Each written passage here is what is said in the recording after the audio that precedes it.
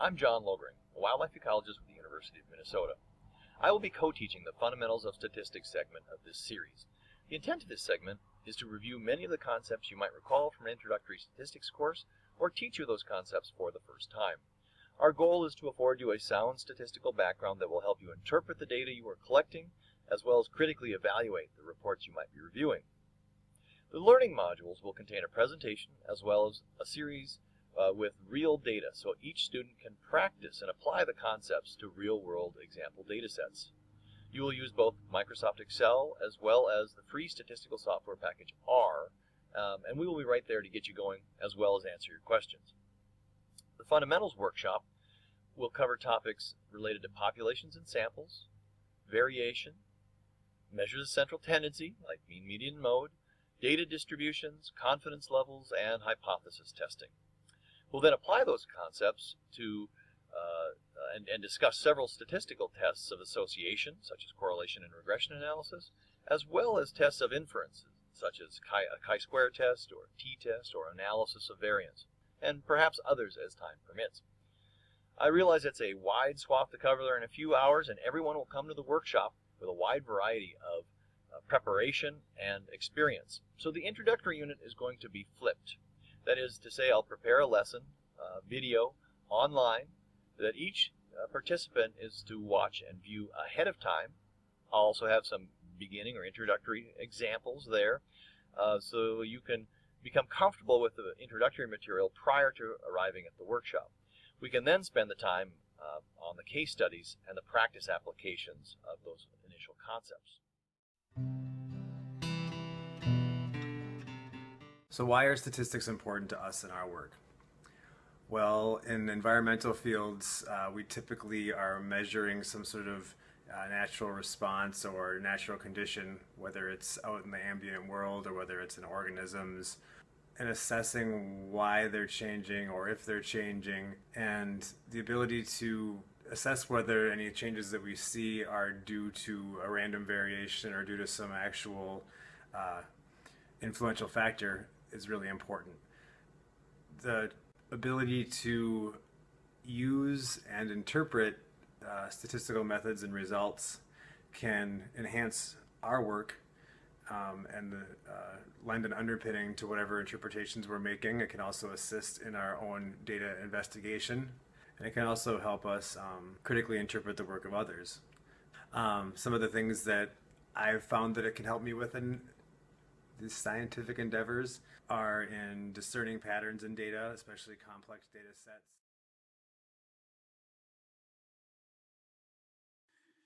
Hello, I'm Dennis Helsel, instructor for the one-week class Applied Environmental Statistics. Major topics in the class start with 4 basics. First, which parameters and tests fit the characteristics of your data? Should you use a mean or a median to describe the center? How do you know which? Should you transform data to a different scale? How do you deal with outliers? Second, how do you do hypothesis testing in a credible way? How do they work? I've heard there are non-parametric tests, parametric tests, and permutation tests. Which type of test should I use? There's blocking. What does that do for me when I run hypothesis tests? Third, how can I build a good multiple regression equation? I know that there are newer, better methods than just R squared, but what are they and how do they work? Which should I use? Fourth, how can I do trend analysis for my messy environmental data? How do I deal with things like seasonal variation or relationships to outside variables? The focus in this class is not on deriving equations, but understanding what each method does, how it works, why to use it, and sometimes why not to use it. For those of you who think that the class is too basic at the beginning, I promise you, you won't think that by the time that we're done. After each lecture, each student will run an exercise on their computer using our software. Our goal is that when you get back to your desk the next week, what you've learned goes back with you. You can take these methods and apply them directly to your own data. The primary prerequisite for this class is that you know that you need this material. We'll take care of presenting it in a way that you can understand. I hope to see you in the class this coming November.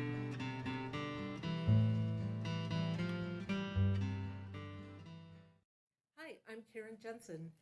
Hi, I'm Hong Wang. We are both environmental scientists at the Metropolitan Council Environmental Services. And we are here today to give you some examples of how we have applied statistics and the open source software package R to assess our large sets of wastewater, river, stream, and lake data. We use R packages like R Commander, R Studio, ggplot2 to analyze river data using scatter plots, box and whisker plots, and box and whisker plots overlaid on flow duration curves.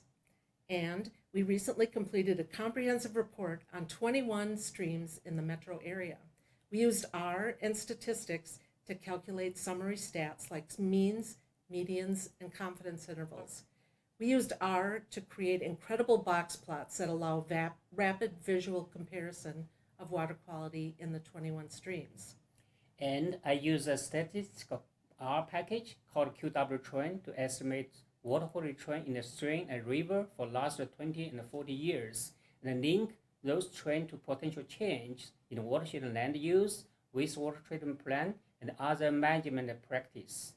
This provides valuable information for TMDR implementations and water resources management decision making.